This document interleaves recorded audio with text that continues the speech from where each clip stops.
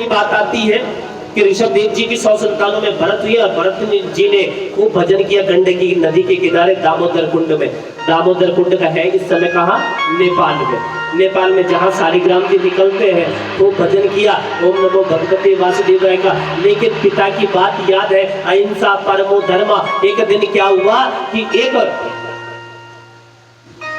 हिरणी गर्भणी गर्भ से और वो नदी पार कर रही थी तो इतने में सिंह की दहाड़ मानो इतनी तेज उसे प्रतीत हुआ, जबकि बिजली कड़की तो उसने डर के मारे नदी को पार करना चाहा दौड़ते हुए, तो उसका जो गर्भ था वो वहीं गिर गया, नन्हा सा सावक पानी में बहने लगा।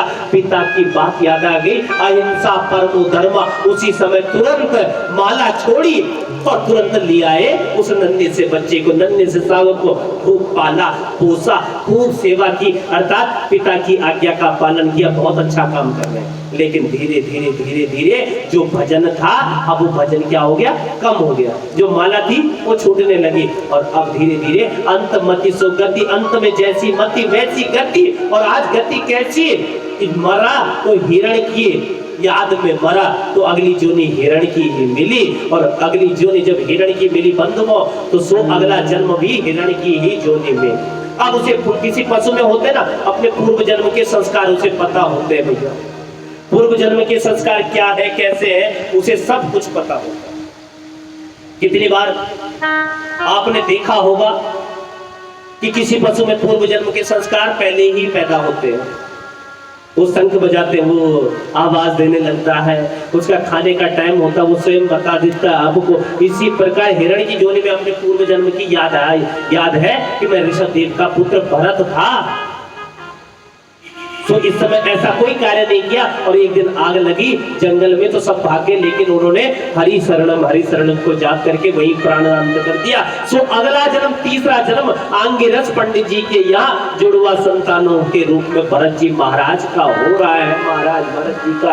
और अब तीसरा, पहला ऋषभदेव के यहाँ, दूसरा हिरण की जोनी में, और तीसरा आज अंगिरस पंडित जी के यहाँ जुड़वा संतानों में भरत छोटे हैं और भरत जी का जन्म हो गया है और इन्हीं को जड़ भरत कहते हैं। बोलो जड़ भरत जी महाराज की। तो 3 भरत हुए हमारे यहाँ विशेष, एक है ज्ञान योगी, एक है ज्ञान योगी, दूसरे हैं कर्म योगी और तीसरे हैं भक्ति योगी। ठीक है, ज्ञान योगी भरत कोई और नहीं बल्कि ये भागवत जी के जड़ भरत ही है।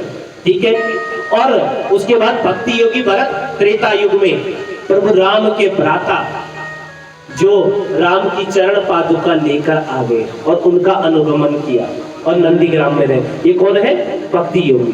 तीसरे भरत कर्म योगी। कर्म योगी शकुंतला और दुष्यंत नंदन भरत, इन तीनों भरतों के नाम से इस भूमि का नाम पड़ा भारत। बोलो भारत माता की।